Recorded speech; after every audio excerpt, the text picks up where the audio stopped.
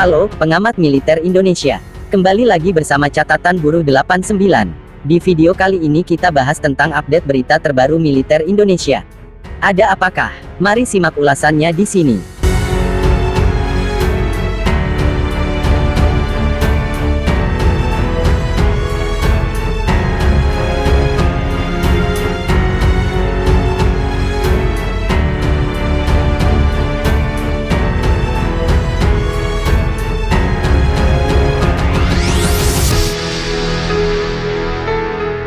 Meningkatnya potensi konflik di Laut China Selatan menyebabkan banyak negara di kawasan Asia Tenggara mempersenjatai diri dengan senjata-senjata canggih.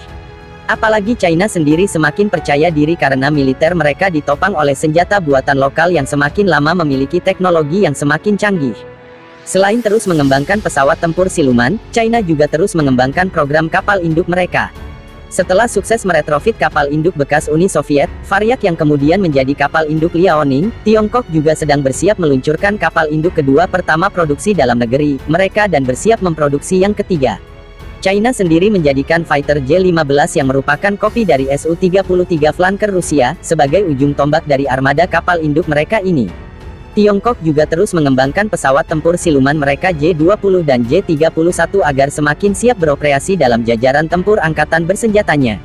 Karena agresivitas China mengembangkan sistem persenjataannya inilah pada akhirnya negara-negara di kawasan Asia Tenggara juga ikut memodernisasi persenjataannya, terutama negara-negara yang berkepentingan langsung dengan konflik di Laut China Selatan, terutama pertahanan udara mereka. AU Vietnam menjadikan Su-30 MKK mereka sebagai ujung tombak pertahanan udaranya di samping rudal anti pesawat Sa-20 Gargoyle S-300. AU Malaysia mengoperasikan Su-30 MKM yang didesain khusus untuk keperluan pertahanan Malaysia dan juga F-18D Hornet dari Amerika. RMAF juga sedang mengadakan program MCRA untuk mengganti pesawat tempur MiG-29 Fulcrum dan F-5 Tiger milik mereka. RMAF sedang mengkaji 4 pesawat tempur Reuter Typhoon, Dassault Rafale FA-18EF Super Hornet dan Subjas 39 Gripen untuk mengganti armada udara tua mereka. Di bawah program ini, RMAF mencari pesawat tempur canggih baru untuk melengkapi 3 skuadron dengan 36 hingga 40 pesawat tempur baru. AU Filipina baru saja memulai program modernisasi alutsista mereka dengan membeli jet tempur ringan F-50 Golden Eagle dari Korea Selatan, dan mempertimbangkan pembelian multi-role fighter aircraft seperti F-16CD Fighting Falcon dan Jas 39 Gripen.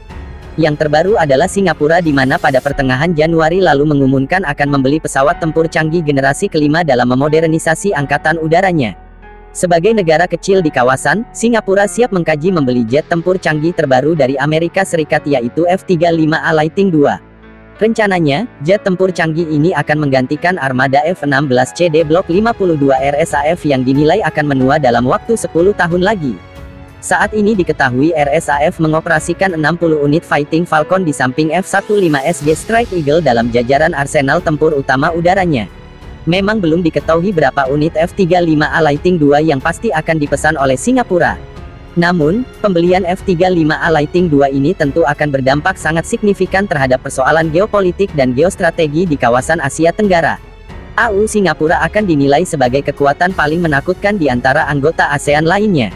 Dan di kawasan Tenggara Asia, AU Singapura akan menjadi operator kedua pesawat tempur canggih generasi kelima tersebut yang digadang-gadang memiliki fitur kasat radar atau siluman ini setelah AU Australia, RAF, yang telah memesan kurang lebih 62 unit fighter canggih tersebut.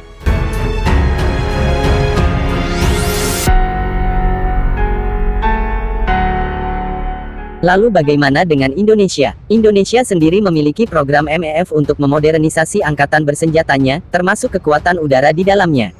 Namun, Indonesia termasuk negara yang saya nilai kurang cepat dalam pengadaan program modernisasi persenjataannya, khususnya untuk alutsista udaranya. Sebagai contoh adalah dalam pengadaan pesawat pengganti tempur F-5EF Tiger Squadron 14. Pesawat tempur yang resmi dipensiunkan sejak tahun 2017 silam hingga kini penggantinya belum juga datang.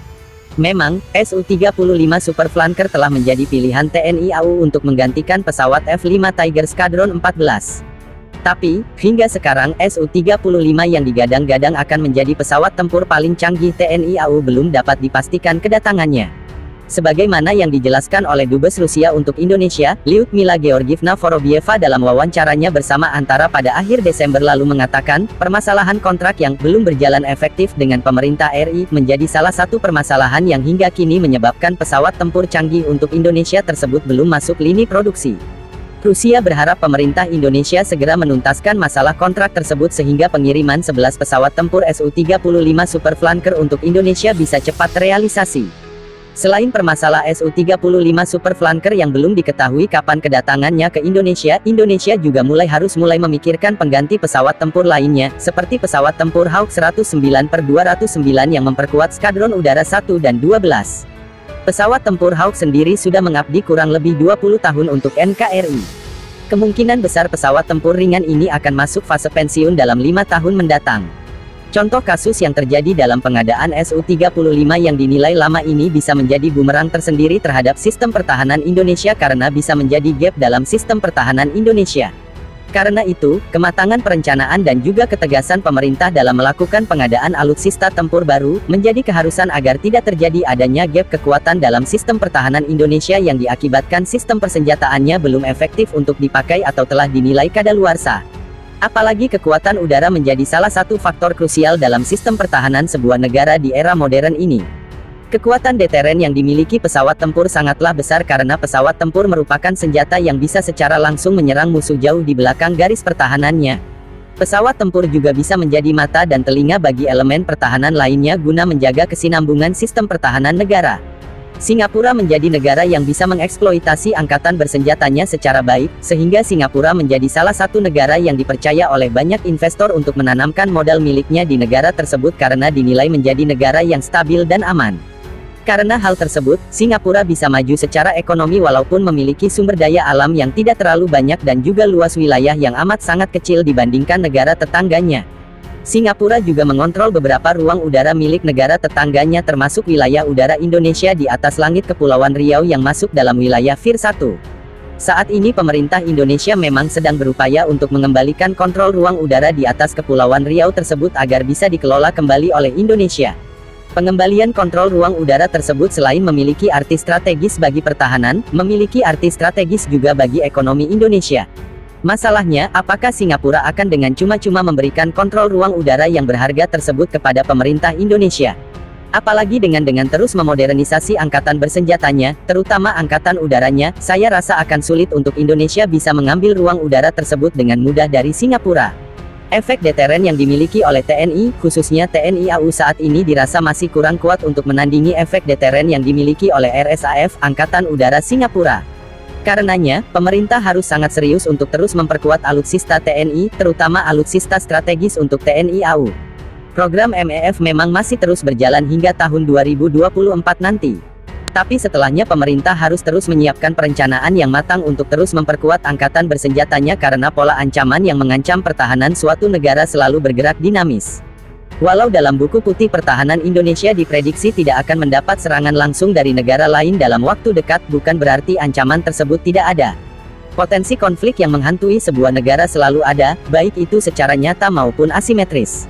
Namun dengan negara tetangga yang terus memperkuat dirinya dengan pesawat-pesawat tempur canggih, Indonesia juga mau tak mau harus terus mengupgrade sistem pertahanannya agar efek deteren yang dimiliki oleh Indonesia terus terjaga dan juga bertambah kuat di mata percaturan geopolitik dan geostrategi di kawasan maupun dunia. Mudah-mudahan program modernisasi alutsista Indonesia tidak berhenti sampai program MEF ini selesai. Dan ketika program MEF telah rampung di tahun 2024 nanti, diharapkan pemerintah juga sudah mempersiapkan program lanjutannya ke depan dengan matang sesuai dengan kebutuhan dan pola ancaman yang selalu bergerak secara dinamis. Nah, itulah ulasan yang bisa catatan Buruh 89 berikan. Jika menurut kalian bermanfaat, silahkan like, komen, share, subscribe, dan aktifkan lonceng notifikasi untuk jadi orang pertama yang mendapatkan update berita terbaru lainnya dari kami. Terima kasih.